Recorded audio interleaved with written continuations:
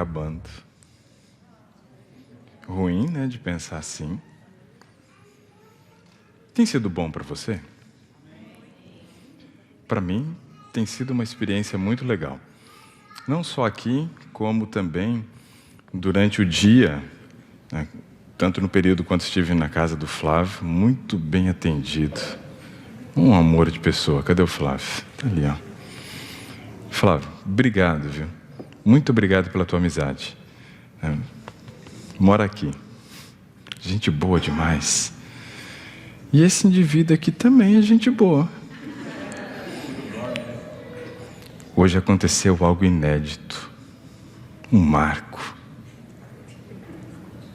Comeu um hambúrguer vegetariano.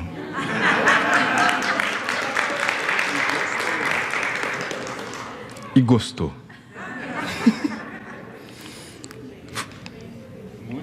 A gente comia e olhava para o outro assim. Será que é mesmo?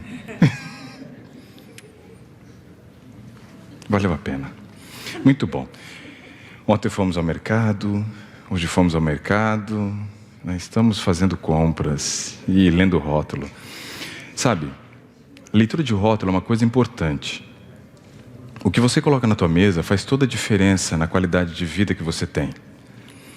Não sei se vocês conhecem, mas tem um ditado que diz assim: diga-me o que tu comes e eu te direi quem tu és, né? Então, faz todo sentido. Isso é uma realidade, porque nós vimos no sábado passado que aquilo que a gente coloca na mesa interfere no funcionamento intestinal. Isso já determina muito de quem nós somos, sim ou não? Sim.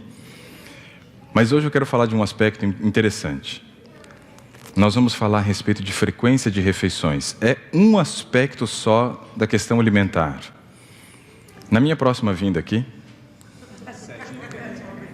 Não, vai ser na segunda. Isso vai ser na próxima mesmo. Eu quero conversar com vocês sobre um assunto que eu considero muito importante. Porque toda mudança de padrão alimentar, ela começa aonde? Ela começa aonde? Aonde que você vence a batalha? No supermercado. No supermercado. E aí nós vamos conversar sobre um assunto que eu dei o nome de compras racionais. Porque geralmente a nossa compra não é racional. Ela é emocional. É emocional. A gente compra por emoções. E aí eu vou passar 10 passos para vocês fazerem compras racionais. Algumas ele já sabe. Mas eu não contei, né, que fazia parte de uma palestra. É um treinamento que estou fazendo lá. Estamos fazendo compras racionais, né? Fomos com a Keila ontem, né? Hoje fomos nós dois e levamos o Diego. E uma das regras, você não sabe, mas uma das 10 é levar os filhos. Para você fazer uma compra racional, você precisa levar o teu filho. Ah, você está louco? Vou passar uma vergonha. Claro que não. É lá que você faz a educação nutricional com o teu filho. E se você não fizer, a TV vai fazer. Então é lá que a gente faz. E hoje foi legal, porque ele ficava pedindo algumas coisas, a gente foi dizendo não, tivemos a oportunidade de conversar sobre o assunto. É lá que você vai conscientizar o teu filho de uma alimentação saudável. É lá que começa a mudança do padrão. Eu não contei antes porque eu queria revelar agora. Foi tudo bolado. Ele não convidou, fui eu que convidei o Diego. Eu falei, vamos Diego, vamos insistir e tal. Fui tudo esquematizado, sabia de tudo já, né? E compras racionais é um negócio fundamental. Só que muitas vezes o que a gente compra tem feito com que isso aqui vire um problema na nossa vida. Quando nós falamos sobre frequência de refeições, nós vamos ter um assunto que vai gerar um conflito entre ciência moderna e fisiologia, entre o padrão de comportamento dos nossos avós, que provavelmente seja bem diferente do que tem sido preconizado hoje com relação a uma alimentação saudável. Vamos conversar sobre esse assunto e para isso eu preciso começar contando uma história. Quero contar uma história para vocês, preste atenção nessa história. O meu avô materno, pai da minha mãe, o meu avô chamava Pedro. Ele não teve possibilidade de estudar e se formar numa graduação, né, acadêmica, mas ele teve a formação da vida. E eu aprendi muito com o meu avô. Aprendi muito. O meu avô era uma pessoa que tinha uma linguagem simples, de uma pessoa que viveu na roça, mas de uma sabedoria ímpar. Um dia, eu cheguei em casa falando para minha mãe que eu tinha assistido futebol com meu avô. Ela falou: que é isso? Que futebol? É futebol. Aí eu falei: como futebol, mãe? O vô fala futebol. E ela fala assim: o seu vô não sabe falar direito. E aí ela falou: que jogo que você assistiu? Eu falei: Brasil e Checoslováquia. Era assim que ele falava. Tchecoslováquia era Checoslováquia. Mas eu sinto uma saudade dele. Aprendi tanto com meu avô. E uma das grandes lições que o meu avô me ensinou foi a respeito desse assunto que nós vamos conversar. O meu avô, ele foi administrador de fazenda durante toda a vida dele. E ele era um bom administrador de fazendas, e um dia eu estava conversando com ele, porque eu fazia faculdade de zootecnia na época. E eu saí do meu quarto, passei pelas 2 salas da casa e fui à cozinha buscar alguma coisa na geladeira para comer. E quando eu estava voltando, meu avô, que estava sentado num sofá na sala, olhou para mim e disse assim: engraçado? Eu olhei para ele e falei: o que é engraçado, vô? Ele falou: já é a 3ª vez que você vai buscar alguma coisa para comer, agora à tarde, depois do almoço. Eu olhei para ele e falei: mas que graça que tem nisso? Aí ele falou: olha, quando eu era administrador de fazendas, eu tinha vários funcionários que trabalhavam para mim. Os meus funcionários tomavam um bom café da manhã, que hoje nós chamamos de desjejum, que é sair de um jejum. Desjejum quer dizer sair de um jejum. E ele falou: meus funcionários comiam bem antes de ir para a roça. E eles trabalhavam no cabo da enxada, pesado o trabalho. E por volta de 11 horas da manhã, eles paravam para comer novamente. E aí eles comiam um grande volume de comida. E eles comiam numa bacia. E voltavam, depois de 1 hora, a trabalhar novamente. E trabalhavam até o sol se pôr. E não comiam mais nada. Depois chegava em casa, jantava e ia dormir. E eu não consigo entender como é que vocês, num trabalho leve, num estudo de vocês, ele chamava o computador de máquina do mal. Aí ele falou assim: vocês ficam o dia inteiro na frente daquela máquina do mal e ficam comendo o tempo inteiro? Aquilo me levou a refletir. Eu sempre fui uma pessoa de refletir muito. Eu contei para vocês a história do meu professor de química, não contei? Do professor Fantuzzi, que começou a ensinar... Acho que eu contei, hein? Que ele começou a ensinar a matéria errada no primeiro dia de aula, fazendo uma revisão com a gente. Contei, não contei, Tom? O Tom lembra, hein? Contei. Isso aí. Eu e meu amigo falamos para ele, e aí ele deu uma das grandes lições de vida que eu recebi. Quando esse professor virou e perguntou quem tinha dito que ele estava fazendo a revisão errada. E eu tremi na base e falei: agora ferrou, né? Devia ter ficado quieto. E aí tanto eu quanto o Christian dissemos que fomos nós. E aí o professor disse: parabéns. Como assim parabéns? O senhor está ensinando errado e a gente recebeu parabéns por quê? Ele falou: porque vocês precisam duvidar, vocês não podem acreditar em tudo que eu digo. Vocês precisam desenvolver o senso crítico de analisar as coisas. Só que isso aconteceu com 14 anos. E depois, quando eu tive a história do meu avô falando isso, eu fui analisar. Assim como a do meu primo, quando ele disse que caminhar engorda. E eu tirei grandes lições, tanto da frase do meu avô, quanto do meu primo, do caminhar engorda. Então, eu fui analisar. E aquilo ficou martelando na minha cabeça. Realmente, como é que uma pessoa que trabalha na roça, no pesado... É pesado, hein? Trabalho na roça não é fácil. Os caras comiam 3 vezes ao dia. Hoje a gente muitas vezes tem um trabalho muito mais leve do que aquele trabalho que se tinha na roça e precisa ficar comendo a cada 2, 3 horas. Não é um conflito, um choque? A gente começar a analisar: puxa, como é que os caras trabalhavam no pesado e aguentavam? Como é que hoje, no leve, a gente não aguenta? Tem alguma coisa errada. E será que tem alguma coisa errada? Sim ou não? Tem. E é sobre isso que eu quero conversar com você. O que está errado? O que fizeram para que nós tivéssemos, muitas vezes, uma necessidade de comer várias vezes ao dia? Eu aprendi muito naquela conversa com meu avô. E aí, então, nós precisamos conversar sobre alguns tópicos, para sair daqui com uma conclusão: se é bom ou não comer várias vezes ao dia. Para isso precisamos conversar sobre esses tópicos aí. Temos que falar sobre digestão, só que eu vou falar brevemente com vocês sobre digestão, porque quando eu dava aula de digestão, dentro da disciplina de fisiologia, só a disciplina, compreendida ali, do processo da digestão, gasta 10 horas. Gastamos 10 horas para falar sobre digestão. Vocês estão afim? Terminamos amanhã na hora do culto. Mais uma semana aí, ó. Pois é. Já viu? Sugestão. Agora, a digestão é uma coisa extremamente importante, mas eu vou destacar alguns pequenos aspectos da digestão para poder embasar o assunto que nós vamos conversar hoje. Vamos falar sobre esvaziamento gástrico, ou seja, o tempo que leva para você fazer o esvaziamento do seu estômago depois de uma refeição. Vamos falar sobre o fracionamento das refeições, segundo a ciência, como que eles entendem e como eles dizem que deve ser feito. Vamos falar sobre o efeito térmico dos alimentos, porque essa é a maior justificativa utilizada pelos profissionais para dizer que você precisa comer várias vezes ao dia. Porque eles dizem assim: todas as vezes que você come, você aumenta o seu gasto calórico, e isso favorece a redução de peso. Será? Vamos conversar sobre isso. Vamos falar sobre perdas de nutrientes e o controle da fome. Ou seja, será que o processo de industrialização do alimento promoveu perdas tal que pode interferir no tempo de saciedade do alimento? Quanto tempo eu vou ficar sem sentir fome? Também sobre metabolismo energético e curva glicêmica. Por isso eu pedi para vocês chegarem cedo. Bom, onde começa a digestão? Na boca.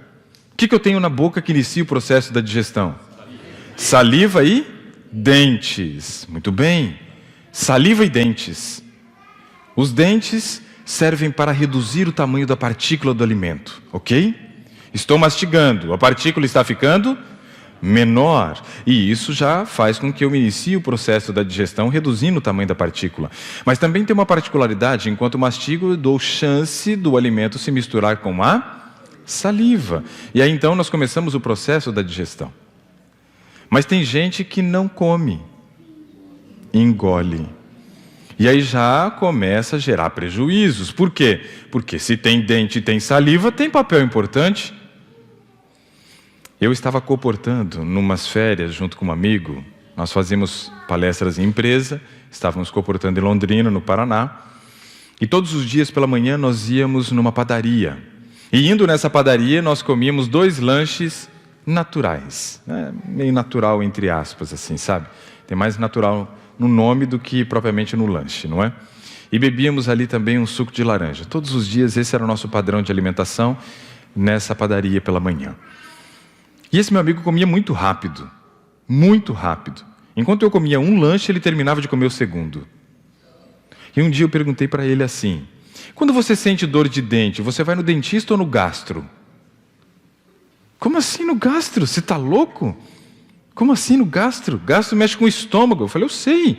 Ele falou: então que pergunta é essa sua, sem pé e sem cabeça? Eu falei: não, é porque eu acho que você tem dentes na boca para sorrir e no estômago para mastigar a comida. Porque você engole, você não mastiga a comida. E aí ele me disse assim: eu trabalhei em banco. Eu falei: olha a tua resposta. E ele disse: o que tem a ver minha resposta? Você trabalhou, isso é passado, você não trabalha mais, você não tem mais 10, 15 minutos de intervalo para comer, agora você tem a possibilidade de comer devagar. E aí ele me disse assim: foi um hábito que eu adquiri. Eu falei: olha a tua resposta. Ele falou: o que tem minha resposta?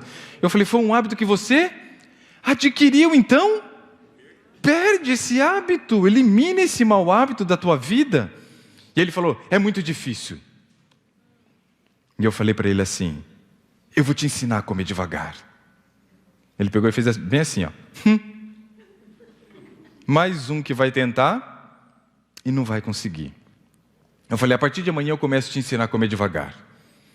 Isso foi no de jejum. Ele ficou o dia inteiro me enchendo o saco, porque ele queria saber: o que você vai fazer amanhã para eu comer devagar? Eu falei: eu não disse que é amanhã?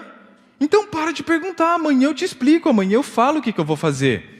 Eu não podia falar porque eu não tinha pensado em nada ainda. Estava matutando, estava bolando alguma coisa para dizer. Mas antes de dormir eu tive uma ideia. Pode dar certo, pensei eu. Amanhã eu coloco em prática. E aí então, dormimos, no outro dia de manhã estávamos onde? Na padaria. Pegamos o nosso lanche natural, pegamos o suco de laranja, nos sentamos. E aí então, eu comecei a aplicar a minha técnica para ele comer devagar. Ele pegou o seu lanche, abriu, eu peguei o meu, abri, eu dei a minha primeira mordida no meu lanche, ele deu a primeira mordida no lanche dele, e antes de mastigar, ele levou na boca de novo. E eu virei e lasquei-lhe um tapa na mão. Pá! Joguei o lanche dele voando. Caiu uns 2 metros longe. Ele, que isso, cara? Você tá louco? Eu falei, não. Eu não falei que eu ia te ensinar a comer devagar? Ele falou, louco, mas vai ser na pancada?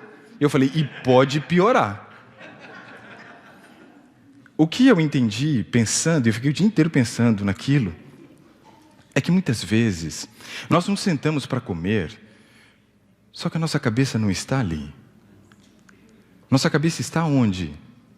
Nos problemas, no estresse, na ansiedade do dia a dia.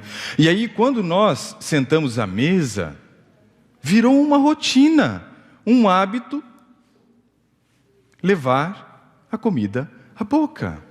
Mas não saboreamos, não mastigamos, não conversamos durante a refeição. Fica uma coisa muito fria, entenderam? E não é para ser assim. A alimentação é um momento sagrado. É um momento sagrado, é um momento de você sentar-se com amigos, com a família, seja com quem for, mas ter aquele momento agradável de conversa. Isso é fundamental. Mas não, automático, piloto, ligado, puf, puf, puf, puf, puf, pá, nem mastiga, engole e tal. Aí então, fiz a primeira tentativa, e ele deu aquele tapa e tal. Levou o lanche à boca de novo, mordeu. Daqui a pouco ele levou a boca de novo sem mastigar, e eu levantei a mão. Ele, opa, peraí, calma aí, não bate não. Tirou. Eu estava tentando tirar ele da onde? Do inconsciente. E trazê-lo para onde? Para o racional. Isso é fundamental. Quantos aqui comem rápido, se consideram como comedores ligeiros? Levanta a mão para mim, deixa eu ver. Tem um bom número, hein? Se quiserem me contratar, eu vou à sua casa te ensinar. Prometo que dá certo. No final do período de comportagem, ele já comia igual a mim, mas não precisou levar mais nenhum tapa. A questão é que ele entendeu que ele estava no piloto automático. E ele precisava fazer o quê? Pensar. Diminuir a nossa carga de estresse quando nos sentamos à mesa é algo importantíssimo. E qual a melhor forma de diminuir nossa carga de estresse?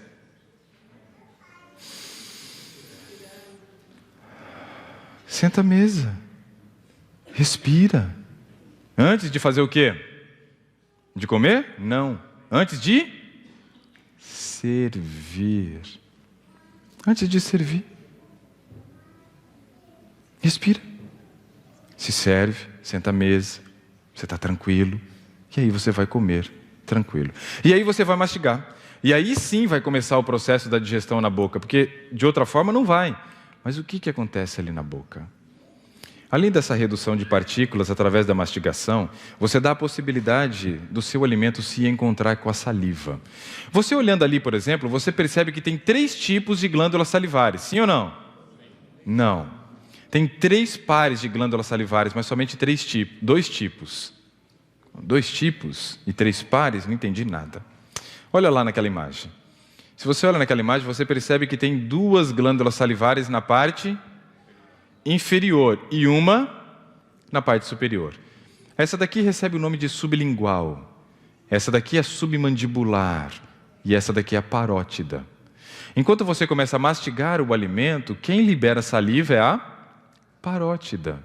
E essas duas estão fazendo o que no momento da refeição? Descansando.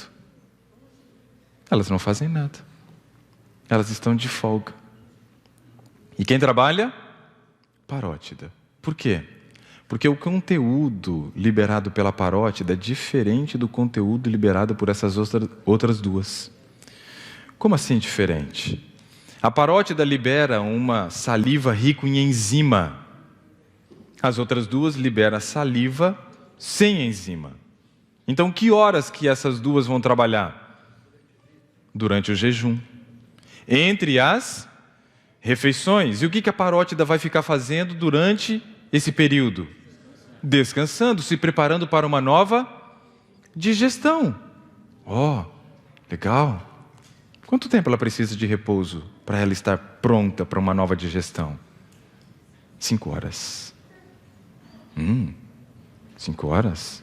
E se eu como cada 2? Está ferrado. Por quê? Porque a saliva liberada por essa glândula parótida, ela consegue digerir 40% do amido. Amido é o carboidrato de reserva dos vegetais.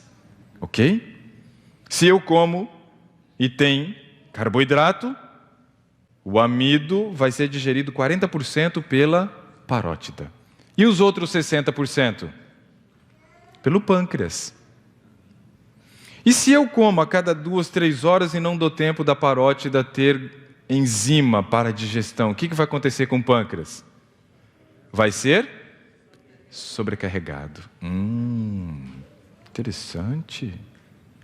E se ele fica sobrecarregado, o que acontece com ele?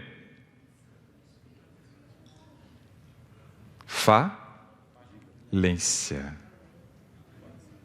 Falência. Envelhecimento precoce do órgão. Mas aí tem um aspecto. O que é mais importante? Porque o pâncreas, ele é um órgão que tem funções distintas. Ele tem uma região dele chamada de região endócrina. Ou seja, endócrina que vai produzir hormônios. Insulina e glucagon. Mas ele tem uma outra parte dele chamada de exócrina. Êxodo na Bíblia quer dizer o quê?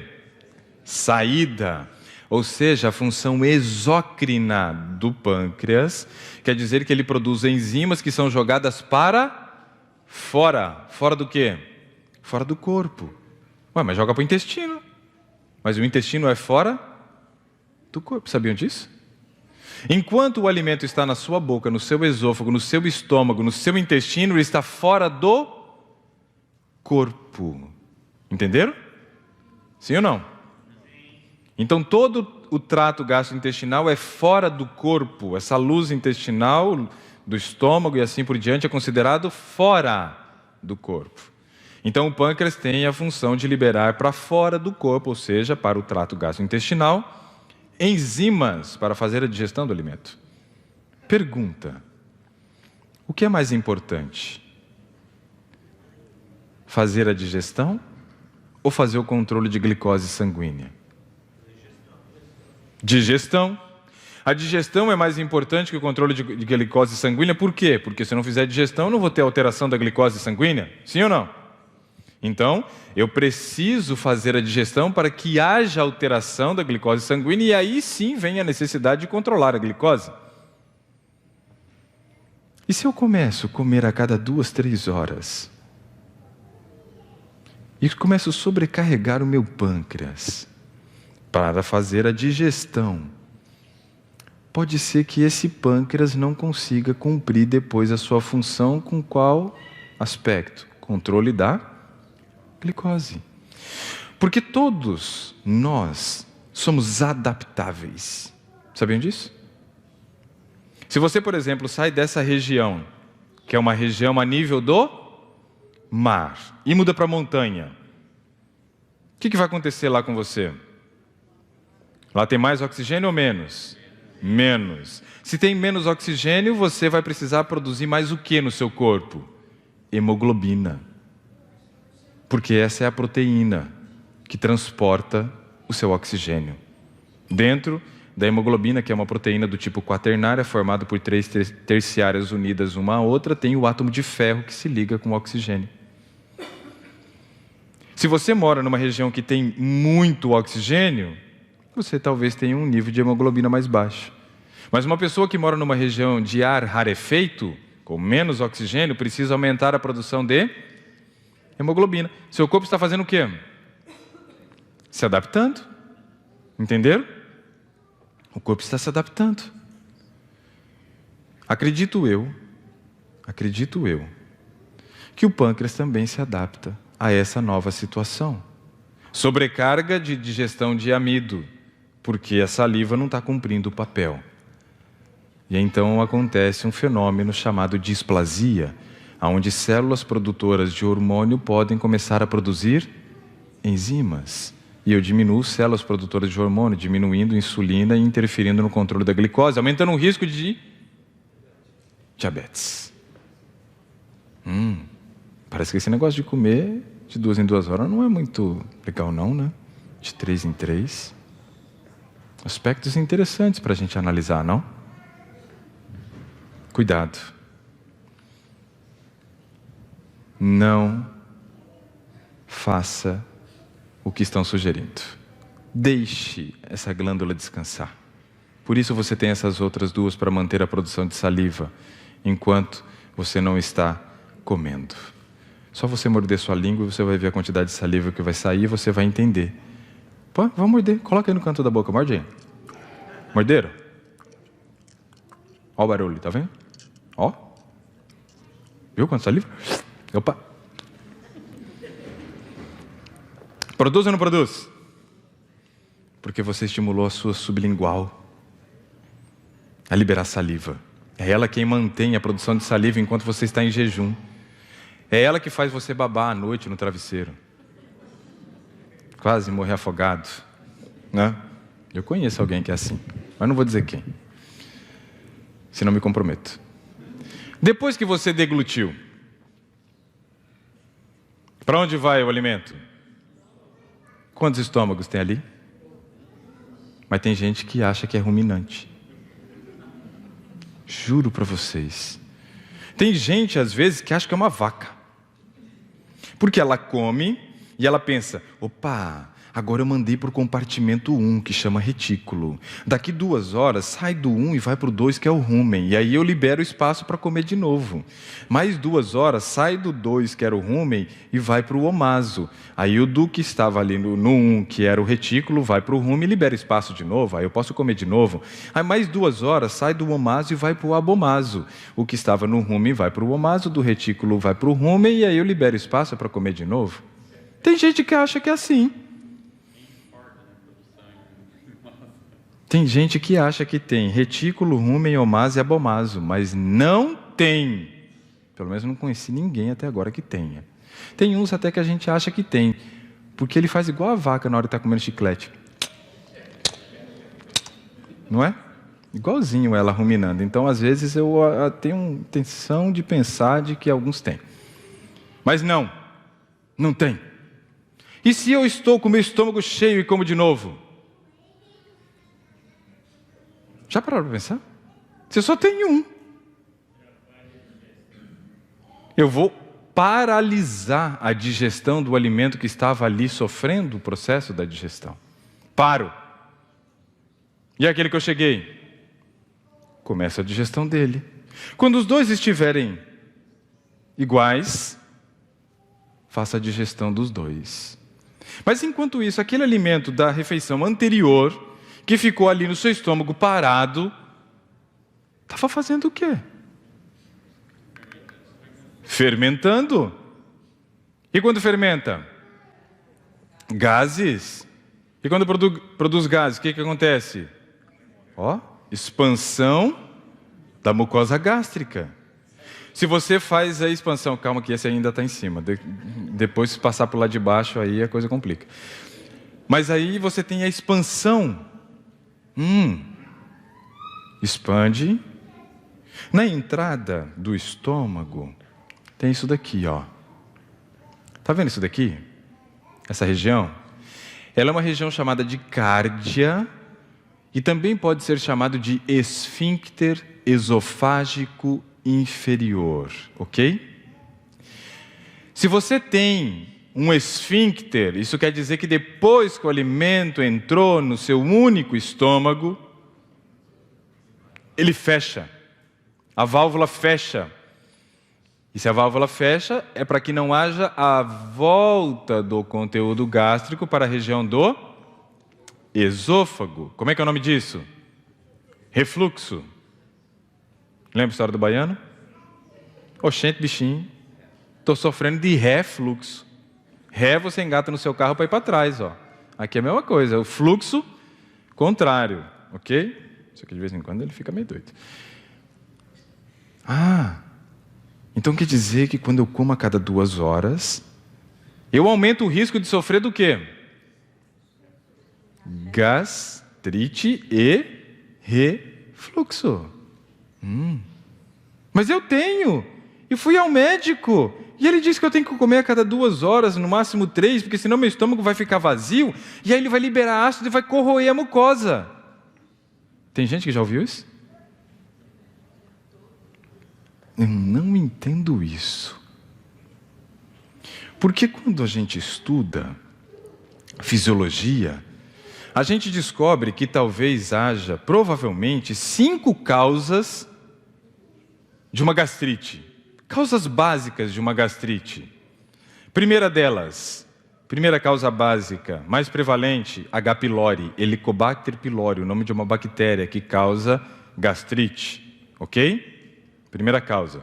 Segunda causa, dispepsia. O que é uma dispepsia? Dispepsia é quando a pessoa produz pouco pepsinogênio por essas regiões, por essas células que ficam na região do corpo, chamada de células gástricas. Se você tem dispepsia, você produz pouco pepsinogênio, que vai virar pepsina, que inicia o processo da digestão. O pepsinogênio, depois de convertido em pepsina, ele tem o papel de fazer com que a proteína que você ingeriu, que tem uma estrutura secundária, terciária ou quaternária, fique numa estrutura mais simples, que permita que depois as células intestinais, juntamente com as enzimas pancreáticas, terminem o processo da digestão.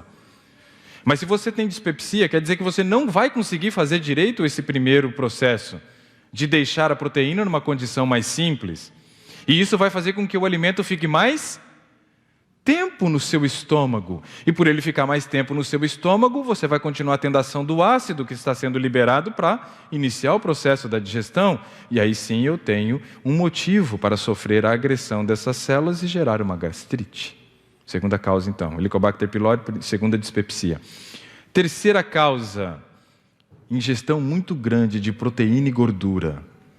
Proteína e gordura são nutrientes de difícil digestão, que aumentam o tempo de permanência do alimento no estômago. E quanto maior o tempo de permanência do alimento no estômago, maior será a fermentação, maior será a ação do ácido. Gastrite, ok? 3 causas. Quarta causa provável da gastrite. Quarta causa provável da gastrite é o quê? Presença de cálculo na vesícula biliar. Pessoas que têm cálculo biliar têm uma tendência a ter um atraso no esvaziamento gástrico.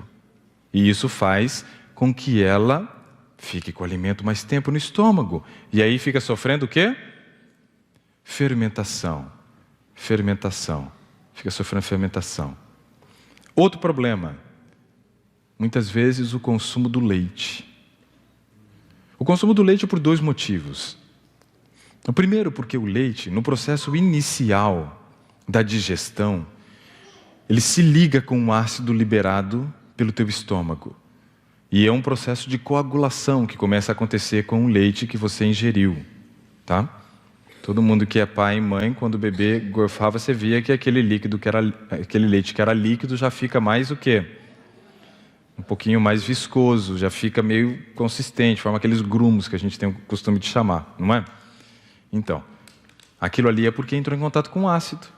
Então quer dizer que no primeiro momento, quando você bebe o leite, o ácido se ligando ali, algumas pessoas até têm um alívio da gastrite. Tirou com a mão, aí daqui 30 minutos devolve com a mão, né? Por quê? Porque a digestão continua se processando. E aí depois que ela continua o seu processo, ele devolve o ácido clorídrico para o meio. Mas além de devolver o ácido clorídrico, agora tem o tal do ácido lático, que foi gerado no processo da digestão. Agora eu tenho um ácido clorídrico e ácido lático, e aí eu gero uma hiperacidez gástrica, que também pode levar a gastrite. colocar mais uma causa. Presença de alimento no estômago. Se eu deglutir o alimento está no estômago, o corpo entende que precisa liberar ácido. Então peraí. Se o médico manda eu comer a cada 2, 3 horas, eu estou colocando alimento no estômago, sim ou não? Eu estou estimulando então a produção do quê? Mas eu tenho gastrite. Eu tenho que diminuir a produção de ácido. Então quer dizer que comer a cada 2, 3 horas não é bom para gastrite. E aí um dia eu recebi um amigo no consultório. Ele chegou para mim e disse assim, e ele estava acima do peso, então na lata eu já imaginei qual era o problema, né? E eu perguntei assim, o que eu posso te ajudar, Sasson? Aí ele me disse assim, faz 3 anos que eu moro na montanha, que eu durmo na montanha. Como assim 3 anos que você dorme na montanha? Não entendi nada não, cara. Ele falou, estou sofrendo de refluxo, eu coloquei 2 tijolos debaixo da minha cama, faz 3 anos que eu durmo na montanha, escorrego toda noite, vou parar no sopé da montanha e minha perna já está automática me empurrando de volta. E ele falou, tem que resolver esse problema, estou morrendo, cara, eu não quero fazer cirurgia de novo. Ele tinha passado por uma maré de azar, tinha feito acho que 3 cirurgias em 2 anos. E aí o médico disse que ele tinha que fazer cirurgia de hérnia de hiato. E ele não queria. E aí eu prescrevi para ele comer só 3 vezes ao dia. E aí ele falou assim, só vou seguir porque eu sei que você é meu amigo e você não vai me matar. Porque o médico disse que eu tenho que comer a cada 2, 3 horas. Eu falei, paga o preço, experimenta, testa. 15 dias depois ele voltou. E eu perguntei para ele assim, e aí, como é que está a gastrite? Ou como é que está o refluxo? Refluxo? Que refluxo? Eu falei, oxe, você está louco? 15 dias atrás você veio aqui reclamando de refluxo e agora você vem me perguntar que refluxo? Sumiu. Eu falei, como assim sumiu? Até eu me surpreendi. Ele falou, cara, eu comecei a comer só 3 vezes ao dia e eu não estou sentindo mais nada. Eu falei, eita, eu sabia que era bom, mas não milagreiro. Né? 4 meses depois ele repetiu a endoscopia. Qual foi o resultado da hérnia de hiato dele? Negativo.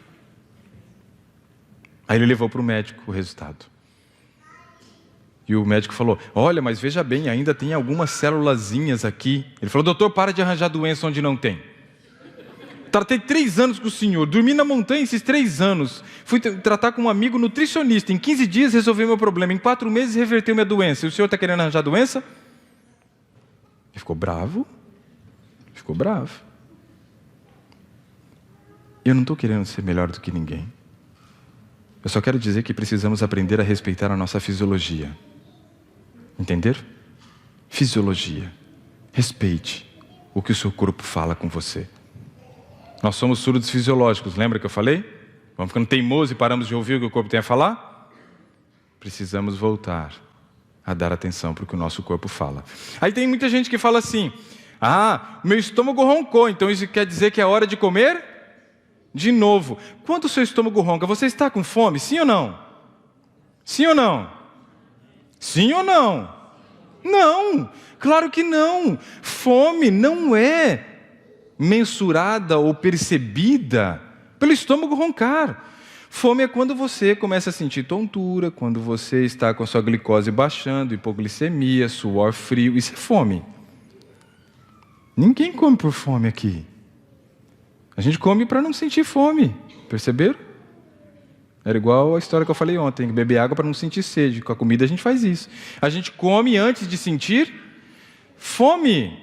Mas quando você escuta o seu estômago roncar, nossa, preciso comer. O que tem dentro do seu estômago quando ele está roncando?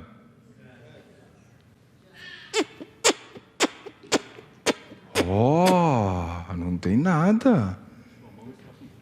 Minha mão está com fome, o pastor disse. Tem gases. E os movimentos peristálticos de contração da musculatura movimentam os gases, e isso gera o barulho, chamado de bulhas gástricas. Isso não é fome. Isso é o seu estômago soltando rojão e comemorando porque ficou vazio.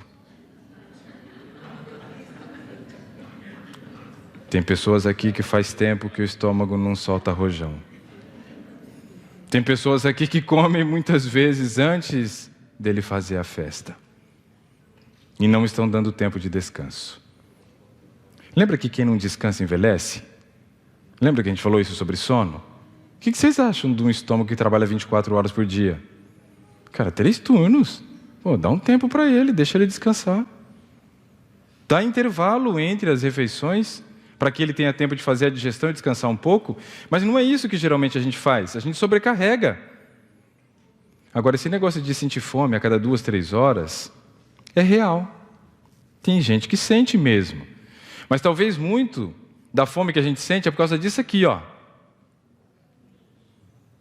Olha o tipo de alimento. Olha a carinha do intestino dessa pessoa aqui, ó, que come esse alimentinho, ó. Bonitinho, não? Ó. E aqui? Ó. Uau, que diferença. Por que existe essa diferença? Porque uma alimentação é pobre em fibra. E quando o teu intestino fica nessa condição aqui, você perde muito nutriente, muitas vitaminas e minerais que deveriam ser absorvidas, não são. E sem vitaminas e minerais, o teu corpo entende muitas vezes que você não comeu. E aí ele gera o quê? Fome. Só que a glicose foi absorvida. Vai gerar gordura. Porém, você está acima do peso e desnutrido. Sabiam que uma das características, né, normais de uma pessoa acima do peso é a desnutrição? De cada 3 pessoas no mundo, uma sofre de desnutrição.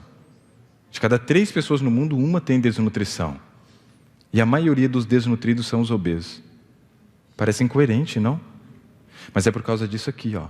Porque esse intestino não tem condições de fazer a absorção de muitas vitaminas e minerais. E aí, nessa condição, sem as vitaminas, o corpo entende que você não comeu. E ele vai gerar o quê? Fome. Então perceba que quando a gente não come os alimentos adequados e não respeita a fisiologia, a gente vai ficar sentindo fome. Quanto tempo? O tempo inteiro.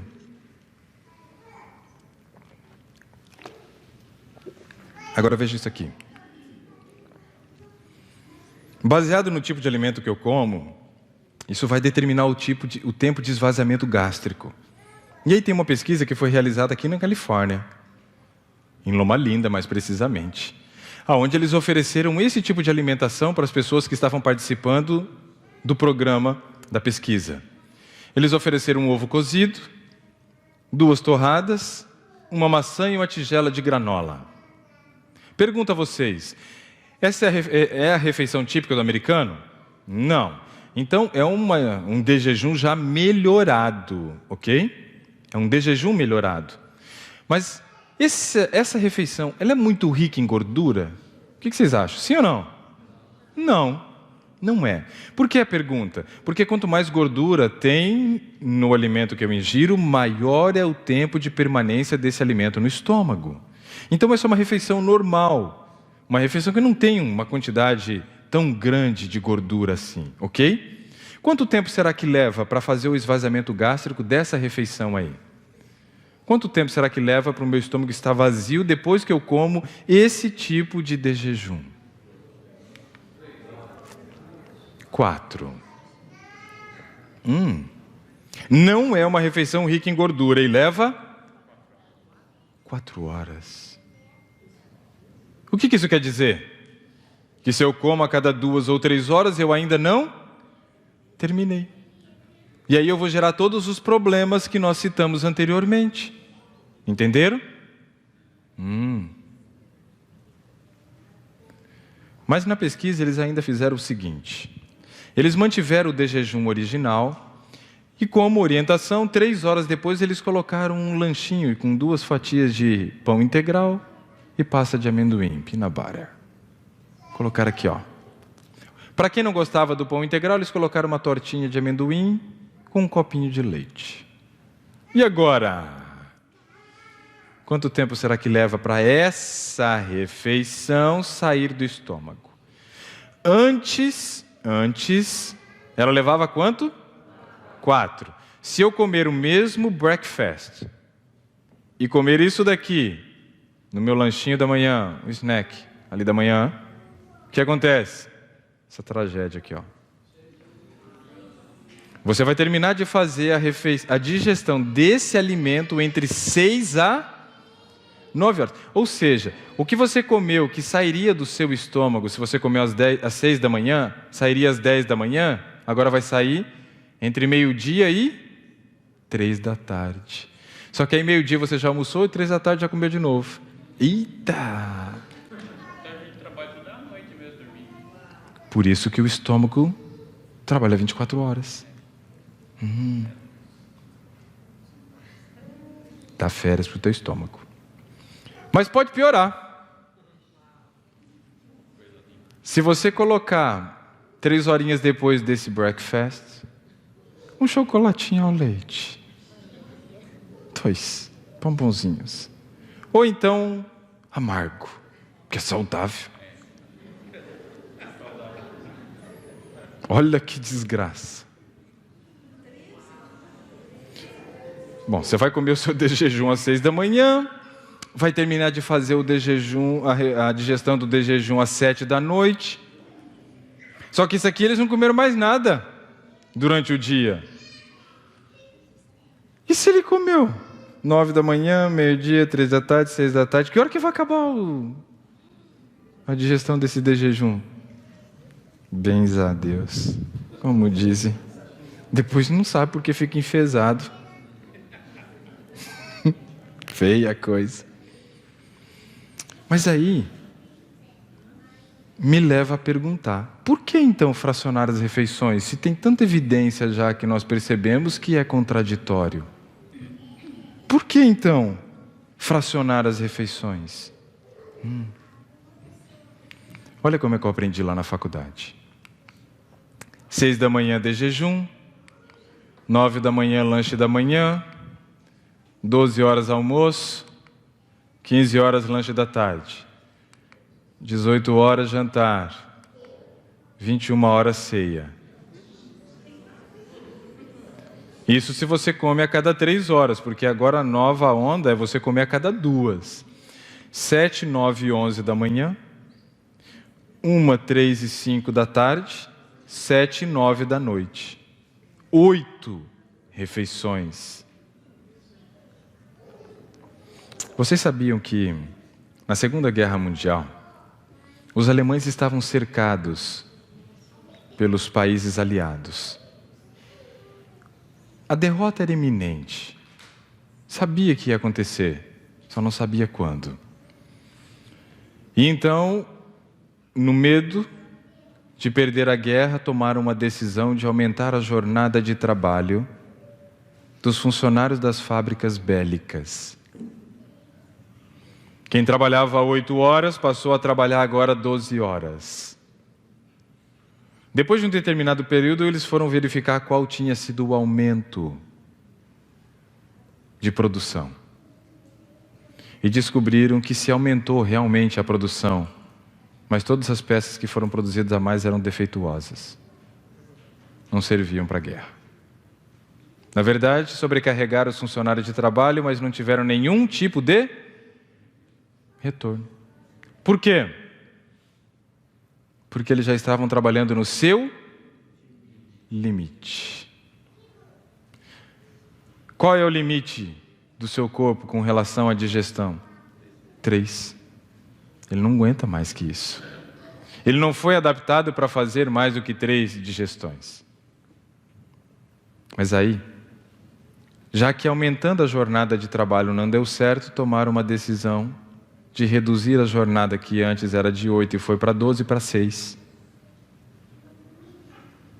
Quem ficaria feliz se chegasse segunda-feira no trabalho e o patrão lhe diria o seguinte? Lhe dirá o seguinte: você agora vai começar a trabalhar só 6 horas ao dia, mas vai ganhar a mesma coisa que você ganhava do que quando você trabalhava às 8. Ficaria feliz ou não? Como é que você acha que ficou aquele povo? E eles trabalharam com mais vontade. O que aconteceu? Não produziram mais. Mas não tinham mais peças defeituosas. Porque o nível de atenção deles ficou maior. O que eu quero dizer com isso? Que menos é mais. Dê descanso para os seus órgãos. Dê tempo para ele poder se regenerar após a cada digestão e se preparar para uma outra digestão. Não sobrecarregue o seu corpo de trabalho. Descanso é fundamental. Todos os dias você tem a noite para descansar, mas seu estômago está lá trabalhando. Imagina quem não descansa também. Mas parecia bonito. Porque eles diziam para a gente assim, veja só que coisa interessante. No lanche da manhã, ou no de jejum, você tem que comer 15% das calorias. No lanche da manhã, 5%. No almoço, você tem que comer 30%. No lanche da tarde, 15%. No jantar, 30%. Na ceia, 5%. E eu falava assim, nossa, quanta ciência por trás, né? Olha como é que definiram tudo bonitinho, esquematizado. Mas aí me lembrei de um ditado popular. De manhã comer como 20% das calorias vai para o rei. 35% vai para o mendigo. Mas que risinho michuruca esse, hein? E que mendigo metido! Come mais que o rei. Então tá errado esse negócio aqui, não tá não? Aí eu fui pesquisar e descobri um artigo feito pela USP que eu achei bem bacana na época. O gasto aproximado de calorias pela manhã é de 45%. A parte da manhã, desde a hora que você acorda até o meio-dia, você tem um gasto aproximado de 45% das calorias do seu dia. Quanto você tem que comer então? 45%. Olha que legal. Na parte da tarde tinha quanto? 45%. Então o que a gente faz? Pega esse valor calórico e puxa para onde? Para o de jejum. Aí na parte da tarde, olha lá quanto que era o gasto. Olha aqui. 35%. Vamos puxar então pro almoço. E à noite, qual é aproximadamente o gasto? E esse aqui escorrega e vem parar aqui. E assim a gente deveria dividir a ingestão de calorias nossa durante o dia. 45% das calorias que eu vou comer, do total de alimentos que eu vou comer durante um dia inteiro, deveria comer no de jejum. 35% no almoço e apenas 20% no jantar. Mas é justamente o contrário que acontece. As pessoas não comem pela manhã e depois sentem fome. Mas claro que vai sentir fome. Você não pagou a conta que você estava devendo. Seu corpo precisa de 45%. E aí você vai e me come 20%. Vai sustentar? Não. Pensa o seguinte, imagina que eu estou devendo para você. E você precisa do dinheiro para poder pagar uma conta. E aí você me liga de manhã e diz assim, não esquece, hein? É hoje, hein?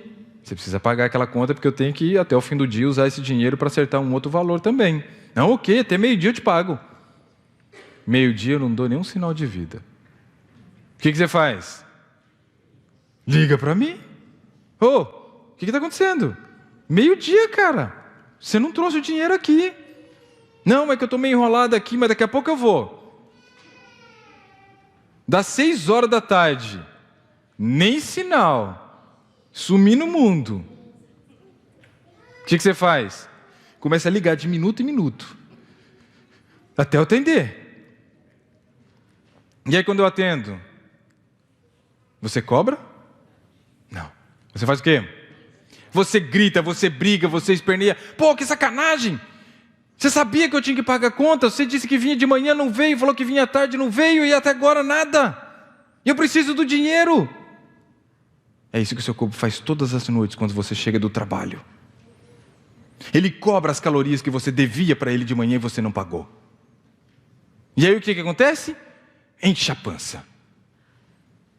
Tome então agora. E aí ele fala, agora eu vou fazer então depósito, porque eu não sei quando que ele vai me pagar de novo. Sacaram qual é a história? Assim começa a construção muitas vezes de um ganho de peso. Pular o de jejum, não comer as quantidades de caloria que você precisa de manhã é um crime para o teu corpo. Você precisa pagar essa conta. E é quando você paga essa conta que você vai ter condições de chegar no final do dia. Que jeito? Tranquilo. Paguei a conta. Agora eu só preciso comer a quantidade suficiente para a noite. Como o metabolismo desacelera à noite, eu tenho que comer pouco. Mas tem gente que parece estar despedindo da vida na última refeição. Cuidado que uma hora dá certo. Eu sempre ensino uma coisa que, por exemplo, você mulher, se casou com um homem que, sabe, vocês foram felizes durante um tempo, mas agora já a relação está meio, sabe, meio chata, não tem muito a agregar, só que ele tem um patrimônio considerável. Dá janta substanciosa pro cara. Trata bem.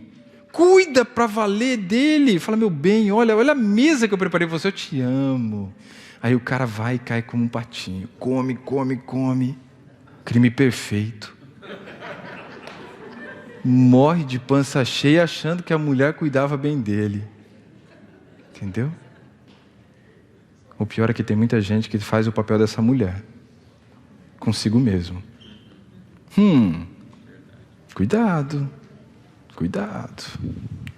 Bom, agora uma revelação bombástica. Comer várias vezes ao dia aumenta o gasto calórico. E isso ajuda a emagrecer. Sei não, hein?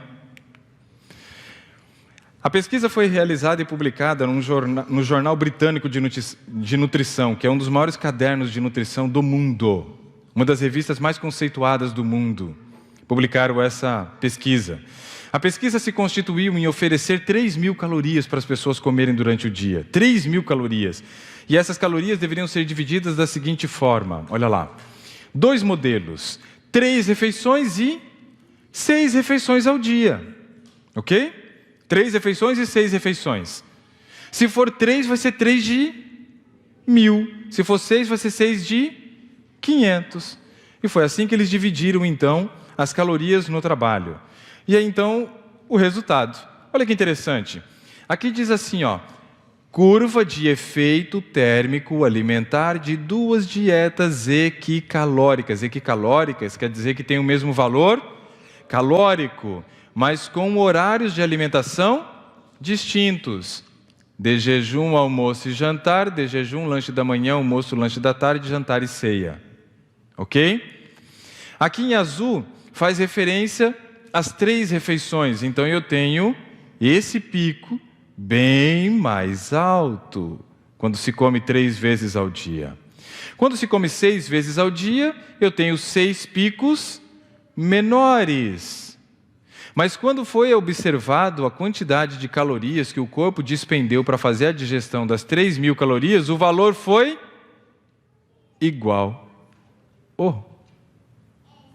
Isso quer dizer então que comer várias vezes não acelera o metabolismo?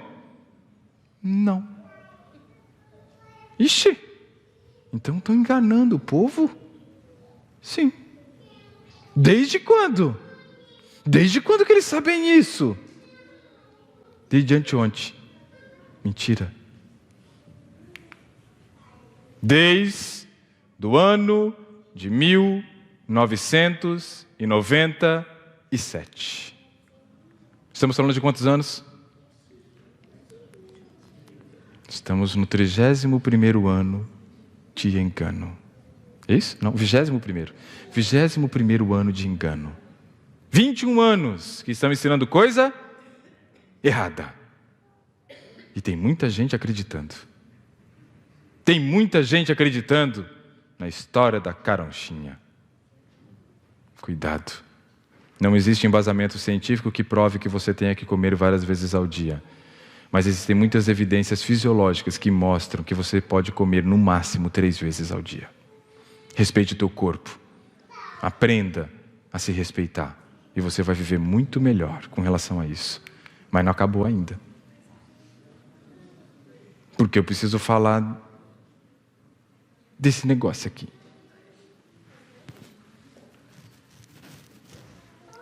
Eu já falei para vocês que quer dizer refinado. Morto. E você acha que um alimento que morreu 2 vezes vai te oferecer saciedade prolongada? Olha lá. No início, pegava o alimento e colocava esse trigo aqui aonde? No pilão, monjolo, dependendo da região. Pegava o alimento que você queria descascar e colocava aqui. Quantos passos para você poder comer o alimento? Socar, abanar e socar. Meu avô falava, socar, abanar, socar. Eram 3 passos para que o alimento já estivesse pronto para você comer. Caso você quisesse farinha, fazia o 3º. Se quisesse comer o grão, estava pronto, era só socar e abanar. Mas aí veio a indústria. E os 3 passos foram substituídos por 25. Silo de matéria-prima, silo de descanso, peneira, separador de gravidade, separador a disco, despontadora, desgeminador, ímã, umectador automático, chuveiro, moinho de martelos, plenish, banco de cilindros, turbotorar, aceisor, escova, desgregadores, silo de armazenagem, embolsadora, mesa densimétrica, cernidor cônico, filtro de mangas, caminhão moega, balança automática. Uau, terminei, consegui falar tudo. Tem dia que eu não consigo. Estou com meu pulmão bom hoje. Vocês acham que precisa tudo isso? Sinceramente, o que acontece com o alimento passando por esses 25 passos? 25 para substituir, socar, abanar, socar. Sei não, hein? Vai promover umas mudanças. Muitas perdas.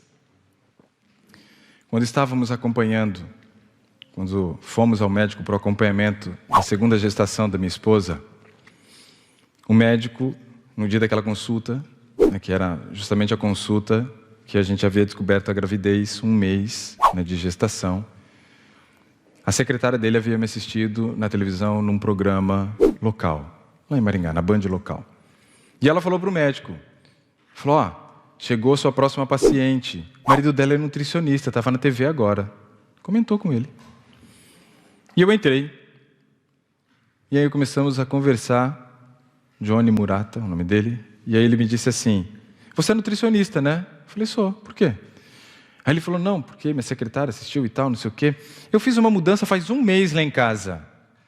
Eu falei, que mudança? Troquei o arroz branco pelo arroz integral. Você acha que eu vou perceber diferença na minha saúde? Eu falei, vai, e muito. Muita diferença. Fazia 1 mês. No final da gestação da minha esposa, perguntei para ele, eu falei, e daí, doutor, continua comendo arroz integral? Continuo. Eu falei, e aí, como é que está a gestação do arroz? Porque eram 9 meses, né, de comendo arroz integral já, porque ele começou a comer, né, durante o período da gestação da minha esposa lá. E eu perguntei, como é que está a gestação do arroz? Ele falou, você não vai acreditar. Eu falei, eu vou, pode falar. Emagreci 7 quilos sem mudar mais nada na minha vida. 7 quilos em 9 meses, eu acho um valor considerável. Aqui seria mais de 14 pounds, né? Parece bom. Pois é. Vale a pena ou não? Mas eu vou tentar melhorar ainda, para você tomar uma decisão melhor. Isso aqui é a base da alimentação nossa. Pão, macarrão, arroz, não é essas coisas que o povo geralmente come? Sim ou não? Aí come na versão refinada, dá muito problema. Olha só, a comparação entre o alimento refinado e integral nos traz algumas informações interessantes. Estamos falando de arroz, refinado é o branco ou integral, calorias a cada 100 gramas, fibras, vitamina A, E, do complexo B, minerais, sobrecarga do pâncreas, produção de insulina, formação de gordura, produção de cortisol e saciedade. Vamos comparar os dois nesses aspectos aqui, ok? Primeiro, calorias em 100 gramas, arroz branco, 126, arroz integral, 88. Pega o celular aí, alguém, para fazer uma conta rápida para mim. 126 menos 88 vai dar 38. 38. Então, multiplica para mim. 30 vezes 9. 30 vezes 9 primeiro. 270? Agora vezes 38. 10.260 calorias a menos ele deixou de consumir em 9 meses pela troca do arroz branco pelo integral se ele comesse 100 gramas de arroz. E se ele comesse 100 gramas no almoço e no jantar, mais de 20.000 calorias deixadas de ser ingeridas. Agora faz outra conta para mim, rapidinho aí. 900 vezes 9. Eu sei a conta, mas só para a gente garantir. 8.100 é a quantidade de calorias do quê?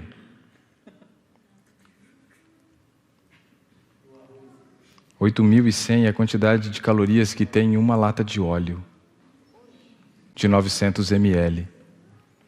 Isso quer dizer que só a troca do arroz branco pelo integral, a cada 9 meses ele deixava de consumir a quantidade de calorias maior do que a quantidade de calorias presente em uma lata de 900 ml de óleo. Vale a pena?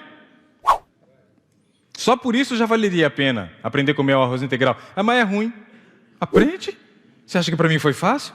A primeira vez que eu coloquei arroz integral na boca e comecei a mastigar, aquele negócio parecia que ia crescendo na boca e virar um monstro. Aí eu engoli e falei, misericórdia, como é que alguém tem coragem de comer um negócio desse? Mas eu me lembrei de uma história de Gandhi. Um dia uma mãe levou o seu filho doente para Gandhi. E conversando ali com Gandhi, explicando que a criança vivia doente o tempo inteiro, o que a criança deveria fazer, ele disse para que a mãe trouxesse um menino uma semana depois, que ele daria a resposta do que ela deveria fazer. Uma semana depois, a mãe faz novamente uma longa peregrinação da sua casa até o local onde estava Gandhi.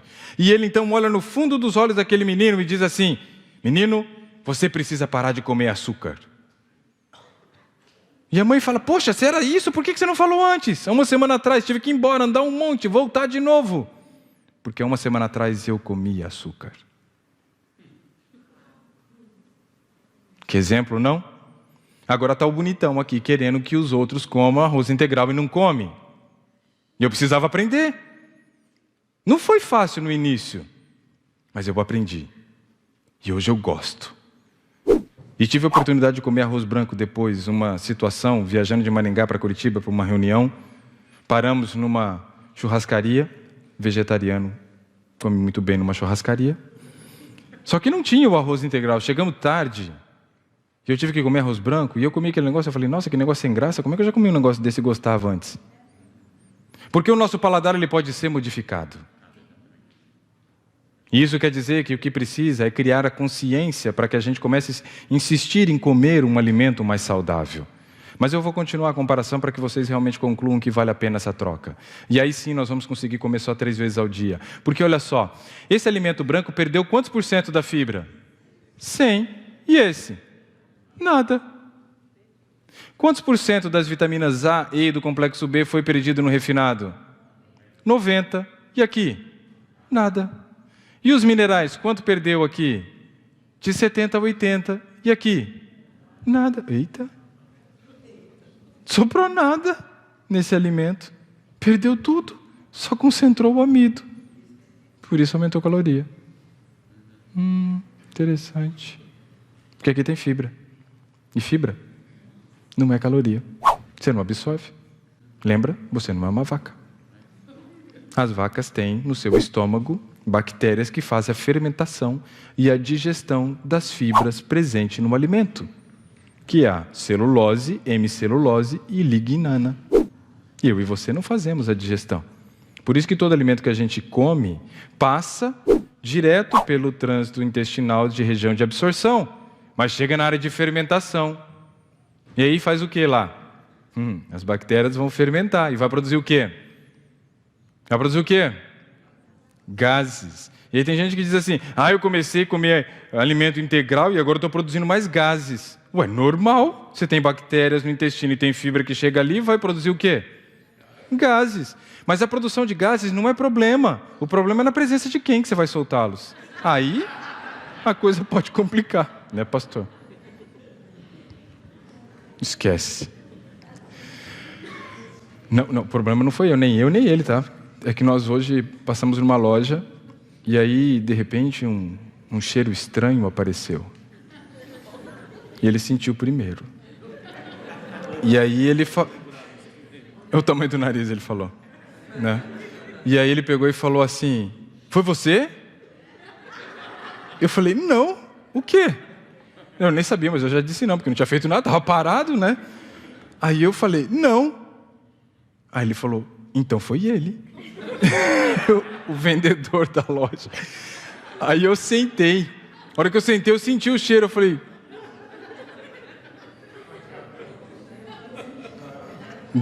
E ele comeu um urubu. Tava do mal o negócio. O alimento refinado gera sobrecarga de trabalho ao pâncreas. Ih, olha aí, ó, envelhecimento precoce do órgão. Aumenta a produção de... E insulina transforma carboidrato em quê? Não, já é um açúcar. A insulina vai transformar o carboidrato em quê? Em gordura, porque vai colocar esse carboidrato dentro do fígado e vai virar gordura. Aí nós temos também o quê? A gordura sendo formada por causa do aumento da insulina. Só que olha o que acontece. A insulina tira o açúcar do sangue muito rápido. E quando tira o açúcar do sangue muito rápido, o tempo de saciedade fica muito curto. E se o tempo de saciedade fica muito curto, para você sentir fome, você tem que liberar o quê? Cortisol. Uau! Então quer dizer que alimento refinado piora a minha ansiedade? Quer dizer que alimento refinado piora meu estresse? Quer dizer que alimento refinado me prende na depressão? Yes! Sim!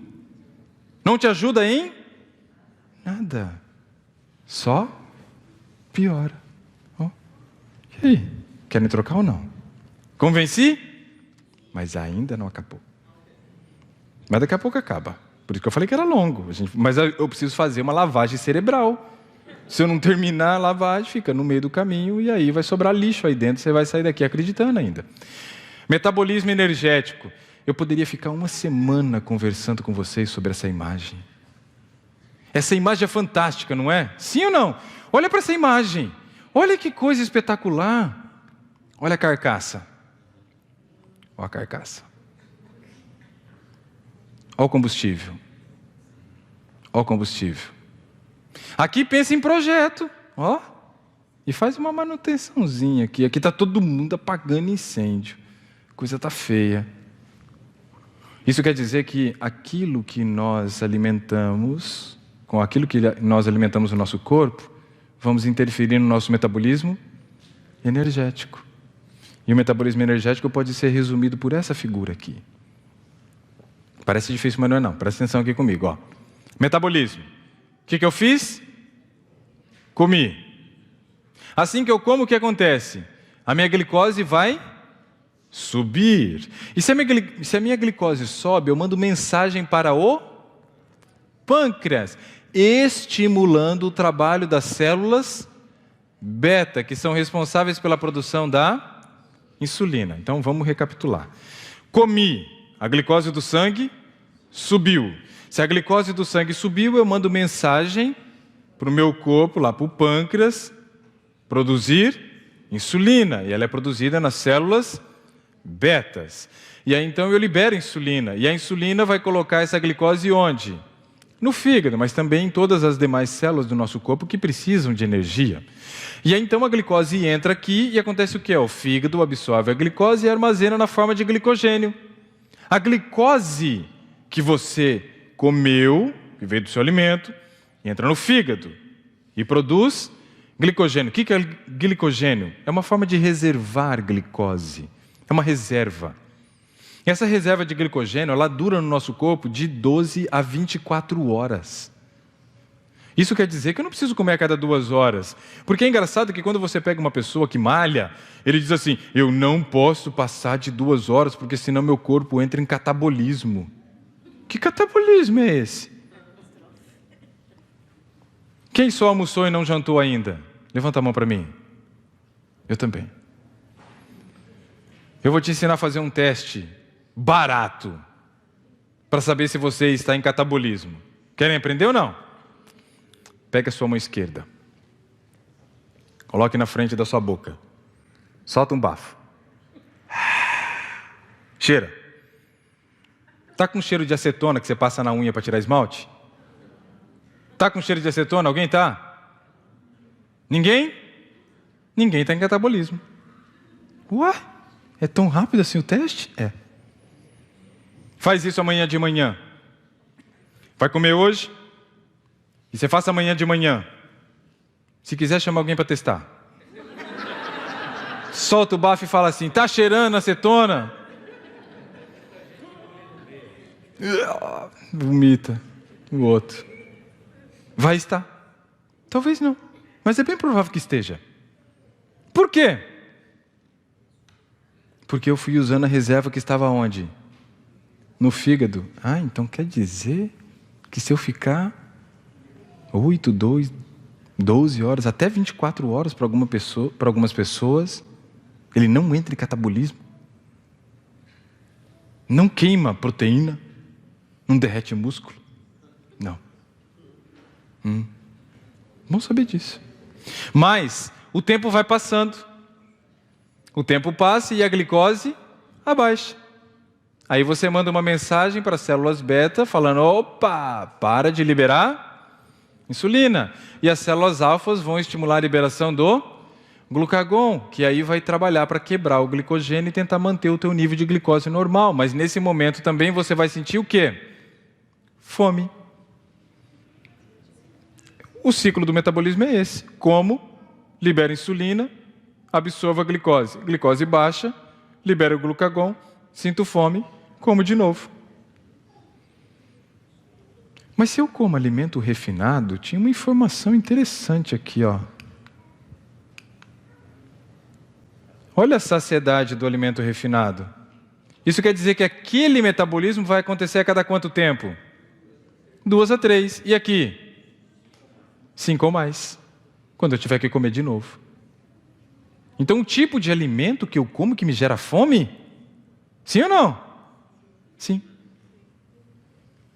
E também aquela questão de você não pagar as contas da manhã, né? Também é outro problema. Mas também tinha a questão do intestino. Que se o seu intestino não absorve vitaminas e minerais, você também vai sentir? Então perceba que existem várias causas. Mas existe uma raiz. Qual é a raiz do problema? Indústria.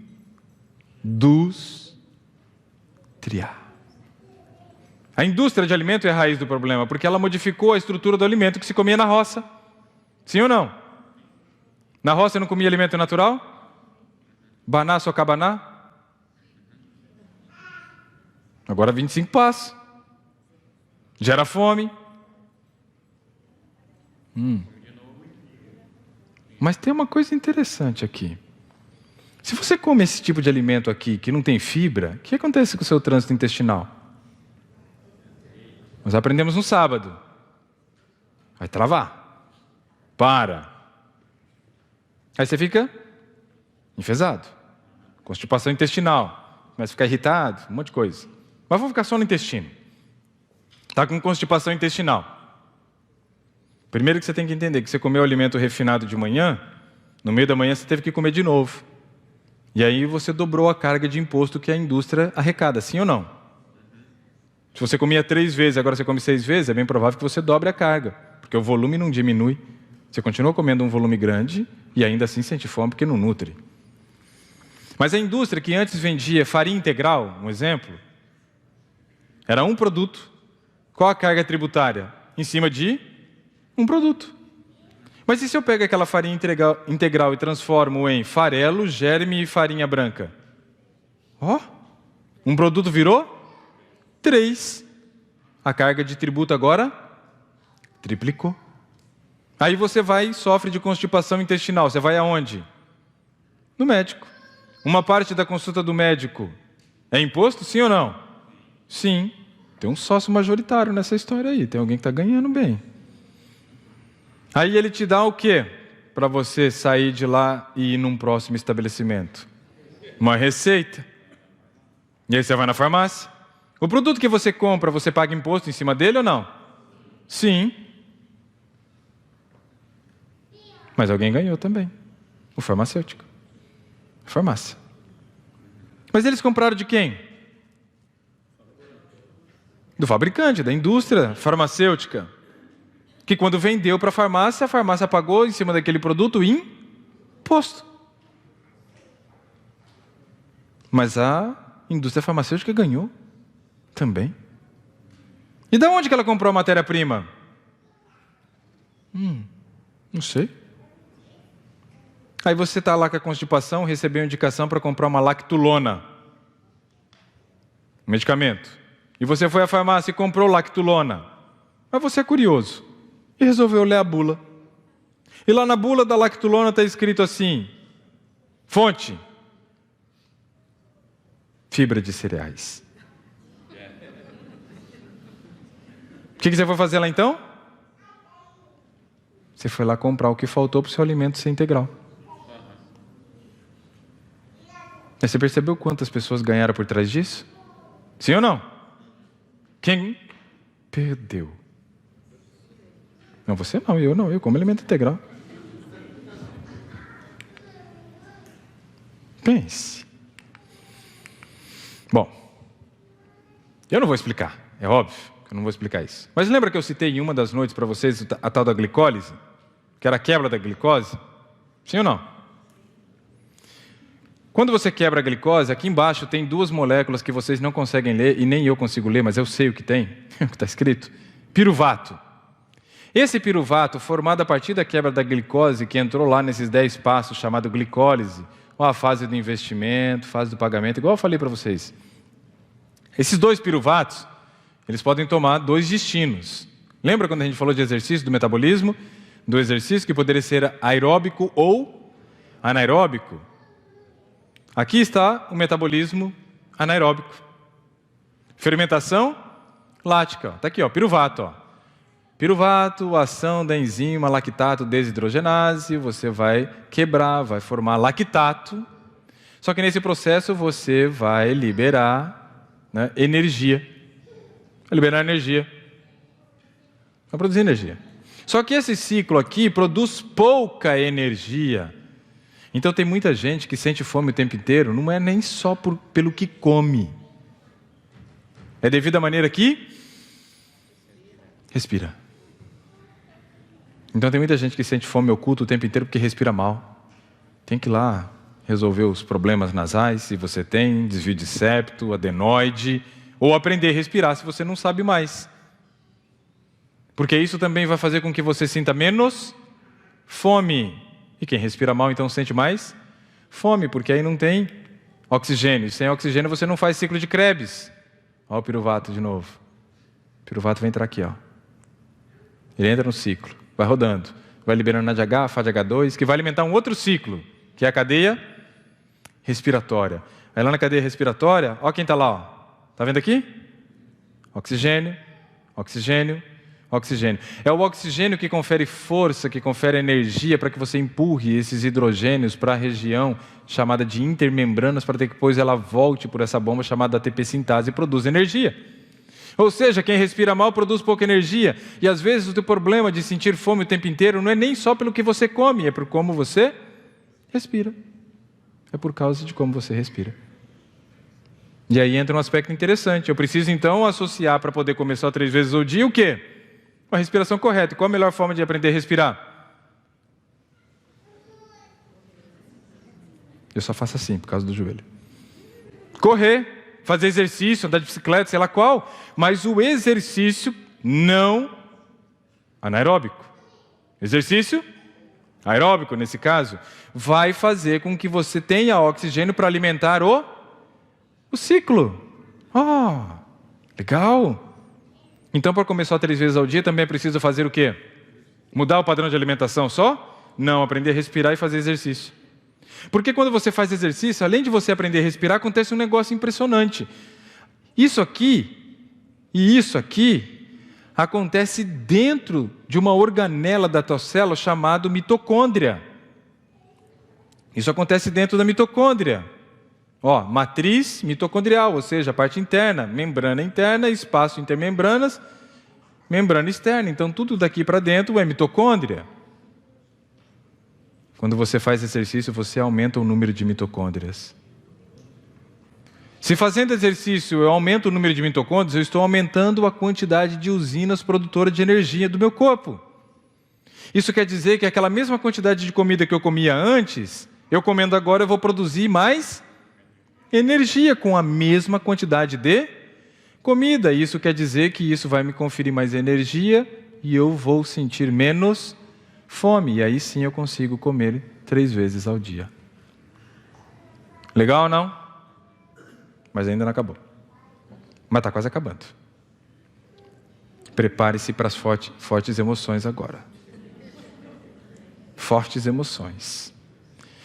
Índice glicêmico é a velocidade com que o carboidrato presente no teu alimento entra no sangue.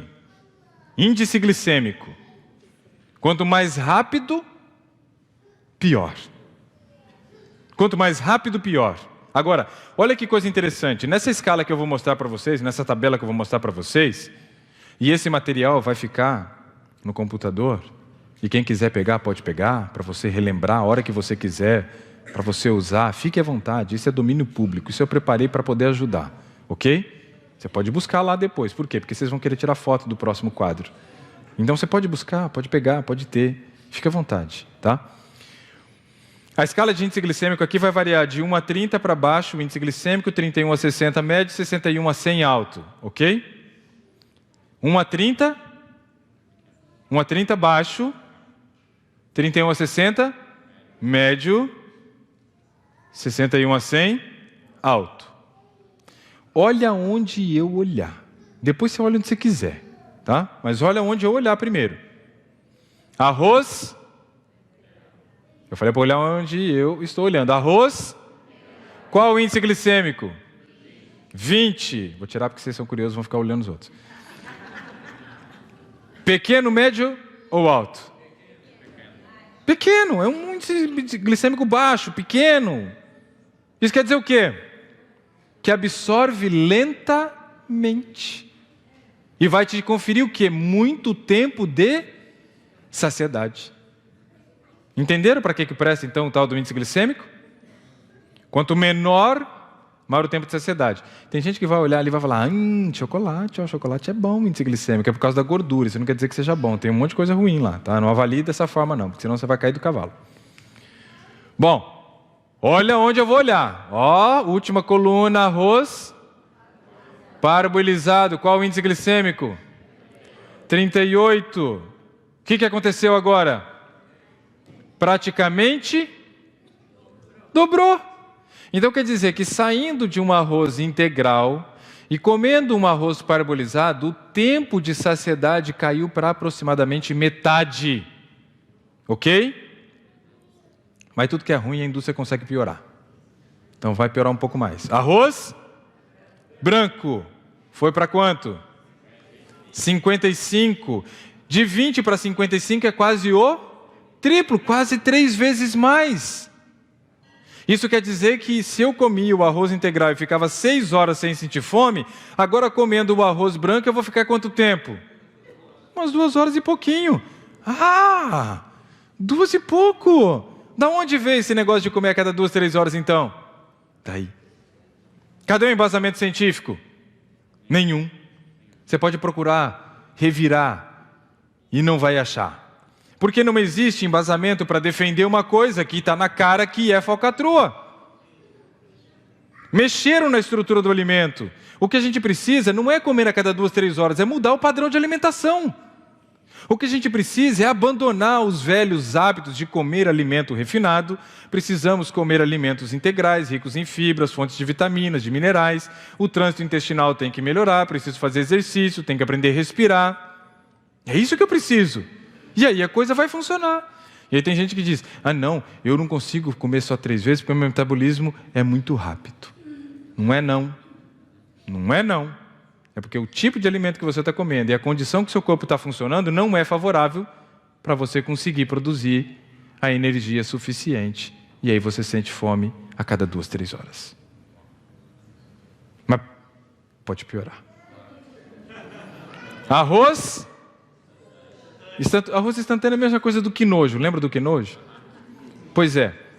A velocidade de absorção é a mesma. 91, misericórdia. Sabe o que quer dizer isso? Que tem uma informação que falta no rótulo desse macarrão instantâneo, do arroz instantâneo. Porque lá está escrito assim, instantaneamente pronto. Qual seria a próxima frase? Instantaneamente com fome. Sustenta? Mas se absorve muito rápido, vai liberar a produção do quê?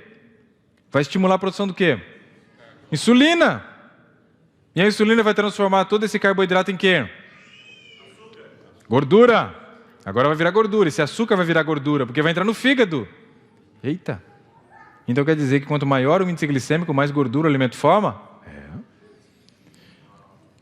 Eu não vou mostrar tudo aqui, porque você vai ter tempo de olhar com calma depois. Mas eu quero chamar a atenção para duas coisas. O que está escrito aqui, ó? Banana pouco madura. Olha o índice glicêmico dela. 31. É bacana, não é ruim não. É legal.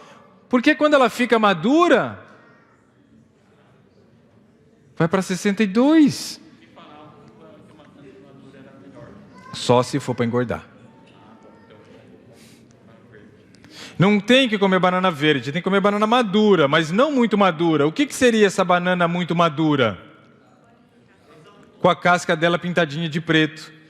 Quando tem a casca pintadinha de preto, quer dizer que essa banana já tem um índice glicêmico alto e que vai estimular a produção de insulina, e que a insulina vai transformar o carboidrato vindo da banana em... Ah, mas é fruta. Mas gera gordura. Banana tem que estar com a casca verde sem pintas pretas. Ok? Casca amarela, desculpa. Opa, já estou querendo partir para a banana verde. Que aí, a banana verde é a biomassa. Justamente um aspecto interessante. É o que eu queria falar disso, eu misturei foi tudo. Acho que já o cansaço está batendo, está na hora de encerrar. Porque tem alguns que já dormiram, acordaram.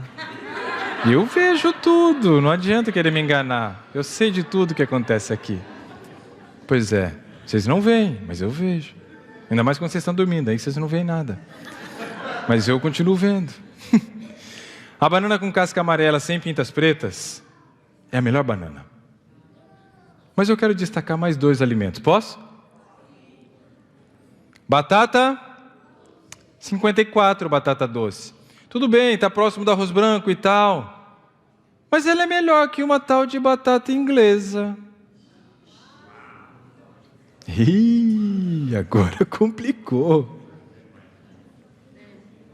Junto com o seu hambúrguer vegetariano. Pastor, junto com o seu hambúrguer vegetariano, hoje você pediu o quê? Batata inglesa. A sua sim, e a minha? A minha era doce. Na loja não foi o vendedor.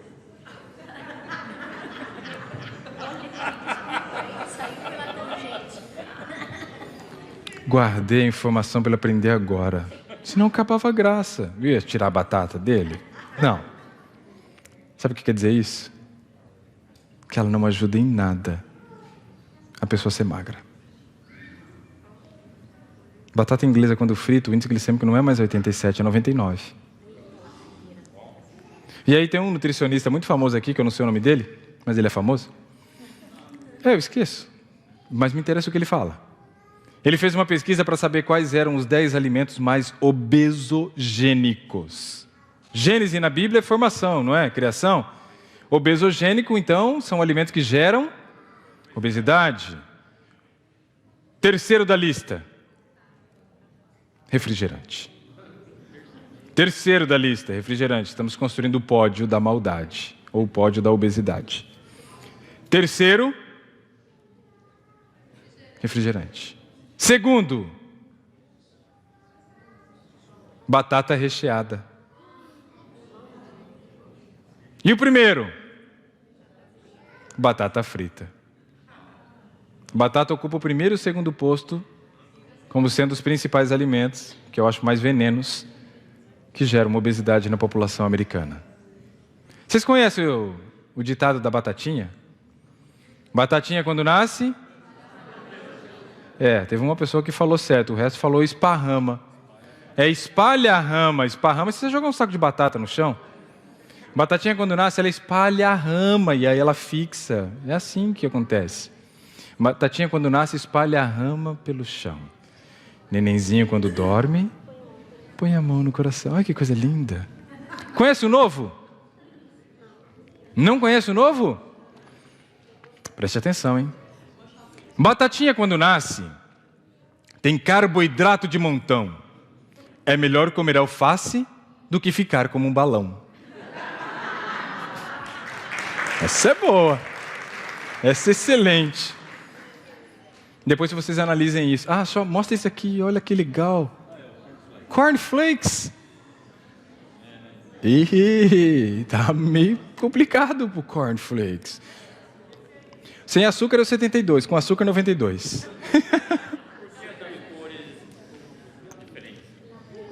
Eu coloquei em vermelho só para destacar algumas questões. Aqui, por exemplo, é para você observar depois o pão integral. O pão branco tem 72. O pão integral tem 52 a 62. A farinha branca tem 72. Ué, se for farinha integral vai ser 52. O pão que tem 62 é porque ele não é integral, ele é semi-integral. 50% da farinha branca e 50% da farinha integral. Então aquele pão que geralmente é vendido no supermercado, que o povo fala assim, pão integral, estou comendo. Pode ser aqui, 62, índice glicêmico alto. Tome cuidado, tá? E aí tem o macarrão aqui, porque o macarrão também é feito de trigo. Macarrão integral, 36, macarrão branco, pasta branca, né? 51. Ok?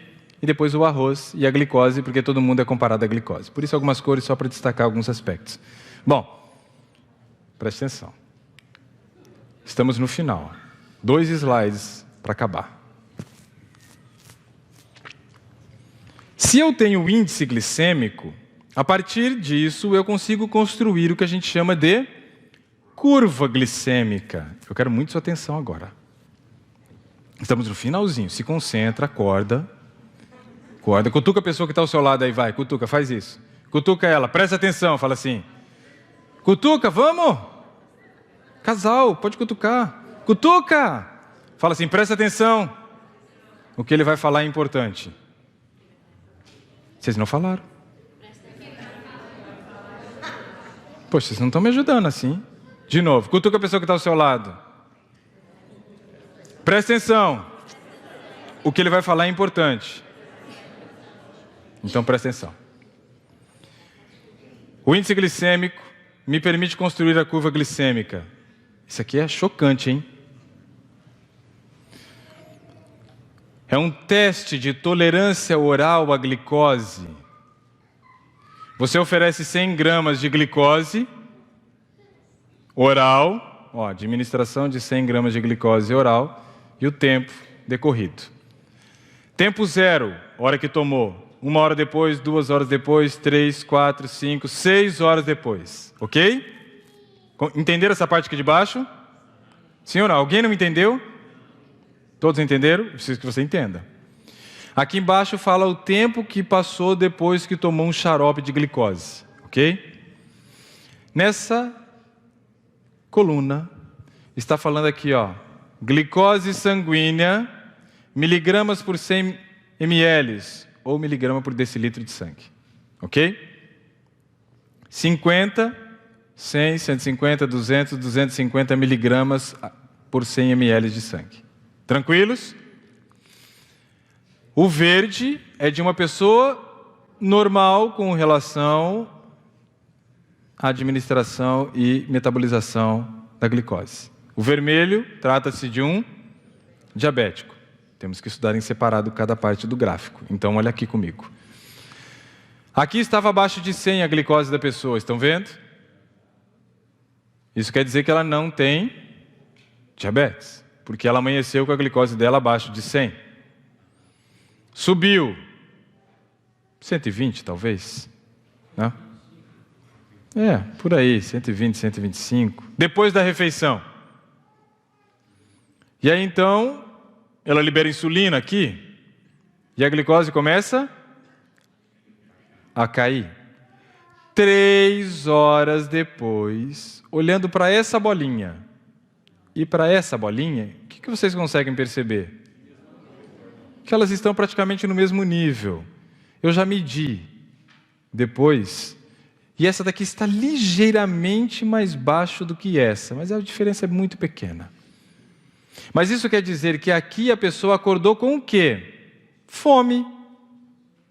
E aqui ela vai estar com o quê? Fome.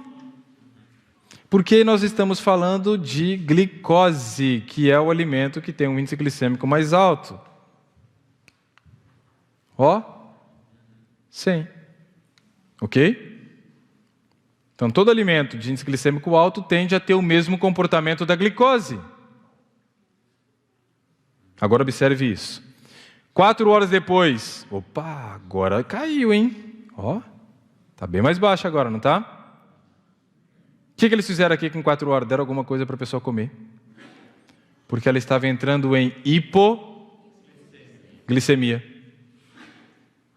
Isso quer dizer que esse tipo de alimento, de índice glicêmico alto, gera fome na pessoa. E se prolongar um pouco o tempo, ela desmaia. Hipoglicemia. Ok? Tranquilos ou não? Posso ir para o diabético? 150. Amanheceu assim a glicose. Diabético. 1 hora depois foi para onde? Mais de 250. 3 horas depois, perto de 250. E por que não baixou? Porque ele tem diabetes. E por ter diabetes quer dizer que ele não tem quantidade suficiente de insulina para fazer a glicose baixar, ou porque ele tem alguma causa que impede a ação da insulina, que pode ser uma obesidade, depósito de gorduras em volta da célula faz com que a insulina não ache o receptor. Ou talvez possa ser porque ele diminuiu a produção de insulina, o pâncreas dele já está partindo para falência. E ele é um diabético. Então isso quer dizer que ele não consegue controlar a glicose dele. E 3 horas depois a glicose está perto de onde? 250. Mas aí, essa pessoa vai ao médico e muitas vezes recebe a seguinte recomendação: você é diabético, você tem diabetes. Você precisa comer a cada 3 horas. Sei não, hein? Vamos lá. 3 horas depois ele come. Para onde vai a glicemia dele agora? Para 350. Sim ou não? Ela não sobe 100? Mais de 100? Passou de 350. 6 horas depois ela está onde? Perto do 350. O que ele faz de novo? Come de novo. Ela vai para onde? 450. Acabou a tela, não tem mais agora. 450. 9 horas depois está perto da onde a glicose dele? 450. Da lua. Foi engraçado. E aí são 3 horas da tarde. Ele faz o quê? Come de novo. E aí ela vai para onde? 550. E aí ela baixa, está perto de 550, ele faz o quê? Come de novo, que é a janta. Aí vai para 650. Mas sabe o que é interessante? Eu ouvi várias vezes clientes meus no consultório dizendo o seguinte: doutor, eu não consigo entender por que de manhã minha glicose está em 150, mas quando eu meço ela, depois do jantar, dá erro no aparelho, porque o aparelho só mede até 600. Eu falei, você não entende? Ele disse, não. Eu mostro isso para ele e faço isso.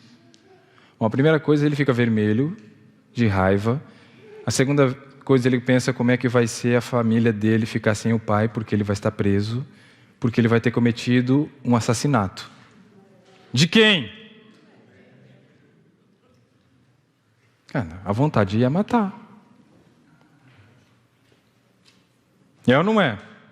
Mas aí eu lembro para ele assim: irai-vos, mas não pequeis. Porque a vontade que dá tanto dele quanto minha é ir lá. Ô, meu chapa, como é que é o seguinte aí? Você mandou o cara comer a cada 3 horas, o cara tá morrendo, e agora? O que a gente vai fazer contigo? Bota um saco na cabeça e leva o cara embora. E aí nós vamos resolver a parada. Porque dá vontade de fazer um negócio desse, porque é revoltante isso, sim ou não? Só que um dia fizeram isso com uma pessoa que eu conhecia. O meu avô do começo da história. Recebeu um indicativo que ele deveria comer a cada 3 horas. Eu fazia faculdade de zootecnia ainda. Não tinha o conhecimento que tenho. E aí meu avô começou a comer a cada 3 horas. Mas veio uma outra pesquisa, e eu vou terminar a história já. Essa pesquisa foi realizada na República Tcheca. Essa pesquisa foi realizada na República Tcheca por duas pesquisadoras chamadas Hanna Kaleova e Terezy Pelikanova. Amém. Parecia latim agora, né? Orando em latim. Eu vi uma matéria num site de notícias brasileiro, falando que nesse congresso do diabetes havia sido apresentado esse trabalho. E falava do resultado do trabalho. Eu falava, meu Deus, eu preciso desse trabalho. Esse trabalho mostra tudo o que eu falo. Eu quero esse trabalho. Mandei uma mensagem para uma professora que dá aula em Loma Linda, ali na Califórnia. Perguntei se ela sabia disso, ela disse que não. Eu falei, investiga, foi aí no teu país o congresso, descobre, dá um jeito, dá seus pulos, mas me arranja esse trabalho. E ela ficou encantada quando ouviu a notícia, também pensa, assim como eu. Tem alguns doidos que pensam assim. E ela mandou um e-mail para a professora que coordenou o trabalho. Alguns dias depois, essa minha amiga respondeu o meu e-mail, dizendo assim, está em anexo o trabalho que você pediu. Eu não acreditei. Ainda mais quando eu abri e eu percebi que a professora tinha mandado o trabalho em Word. Porque o trabalho tinha sido submetido por uma revista chamada JAMA, Journal American Medical Association. Mas ainda não havia sido publicado. A mulher confiou tanto, porque ela soube que existia mais gente no mundo que pensava como ela. E me enviou o trabalho na íntegra. E as tabelas que estão aqui agora foram retiradas não do trabalho da íntegra, mas do trabalho que está publicado na internet. Mas mandou em Word e PowerPoint. Eu tenho no meu computador. Se alguém quiser, amanhã eu mostro. Hoje não, porque já está tarde. Mas eu mostro. E eu fiquei louco com isso. Eu falei, meu Deus, que coisa incrível. Sabe por que é uma coisa incrível? Porque olha só o que diz aqui, ó. É uma pesquisa que está comparando você comer 1.500 calorias dividido em 6 vezes e em 2 vezes. Não estou falando de 3 refeições agora, estou falando de 2, café da manhã e almoço e nada mais até o próximo café da manhã. Morreu as pessoas? Não sei, vamos ver. E o outro comia 6 vezes ao dia. E essa primeira parte do gráfico fala a respeito do peso. Quem está aqui próximo pode confirmar, sim ou não? Weight, peso. Aqui o grupo que comeu 6 vezes, chama de A6. Reduziu aqui, ó, um pouquinho mais de 2 quilos em 45 dias de projeto. O grupo que comia 2 vezes chamava B2 e reduziu mais peso do que o grupo que comia 6. Então isso quer dizer que comer várias vezes ao dia não acelera o metabolismo e nem ajuda a emagrecer. Quem quer emagrecer tem que fazer o quê? Comer menos vezes. E por que isso se explica? Porque cada vez que eu como eu libero insulina. E toda vez que eu libero insulina eu formo gordura. Quanto menos vezes ao dia eu liberar insulina, menos chance eu tenho de formar gordura. A segunda parte fala sobre a questão da quantidade de gordura hepática. Gordura dentro do fígado. E aqui mostra que os dois tiveram redução, mas quem teve mais redução? O grupo que comia somente 2 vezes. Aqui fala sobre a redução da glicose sanguínea, do plasma sanguíneo. E aí qual grupo teve mais resultado? O grupo que comia 2 vezes. Ali cortou um cantinho, mas como você vê a barra de corte aqui, ó, ela está bem mais baixa. Ou seja, está aqui, ó. Olha o tanto que reduziu a glicose a mais no grupo que comia 2 vezes. Aqui fala a respeito da redução do peptídeo C, tipo de proteína que você mede processos inflamatórios. Em qual grupo teve melhor resultado reduzindo inflamação? No grupo que comia 2 vezes. Vou pular de propósito. Aqui fala sobre hemoglobina glicosilada ou glicada, que é um exame que se faz para poder analisar o histórico dos últimos 40 dias do diabético. Quem teve melhor resultado? O que comia 2 vezes. Foi muito próximo, mas ainda 2 vezes foi melhor. Aqui fala a respeito do clearance de glicose. E aqui se espera que suba. Quem teve melhor resultado? O que comia 2 vezes. Aqui fala a respeito da sensibilidade à insulina, ou seja, quanto que eu diminuí a resistência para o trabalho da insulina, quanto que eu favoreci o trabalho da insulina, e isso é o que explica isso. Porque se eu tive esse tipo de resultado, aonde aqui melhorou tudo isso, a sensibilidade à ação da insulina, isso quer dizer que isso vai refletir no peso. Quem foi melhor? 2 vezes. Aqui estamos investigando qual foi o dispêndio de energia do organismo para fazer as digestões. Quem foi mais sobrecarregado? 6 vezes. Então quem foi melhor?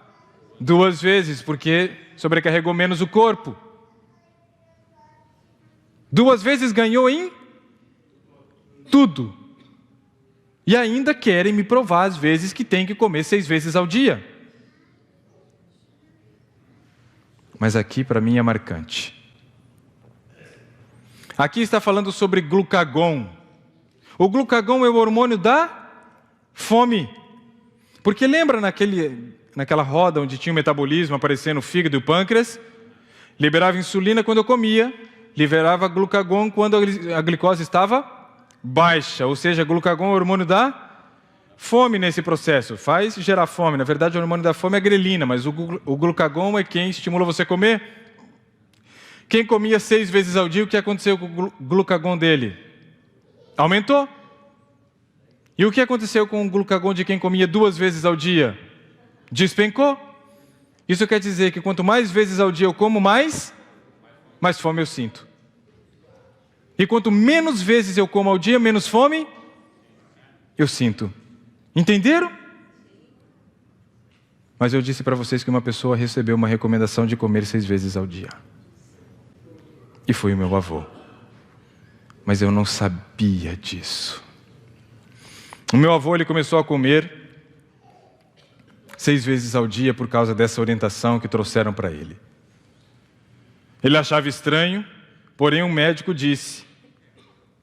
E ele então seguiu as orientações. Isso fez com que o meu avô não conseguisse controlar a sua glicose. O caso piorou. Ele precisou fazer ponte de safena, porque a glicose dele não baixava e começou a gerar atrito. Da mesma forma que eu mostrei para vocês durante a semana que acontecia quando a pessoa bebia pouca água. Esse atrito começou a gerar lesão no vaso sanguíneo. Essa lesão do vaso sanguíneo fez com que formassem placas de ateromas e ele precisou fazer 4 pontes de safena. Ele fez as 4 pontes de safena. O peito dele foi aberto de cima a baixo.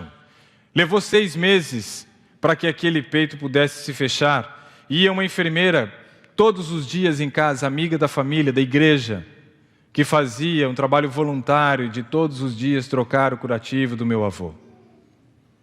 O meu avô se recuperou da cirurgia. Mas depois eu fui para São Paulo estudar e fazer a faculdade de nutrição.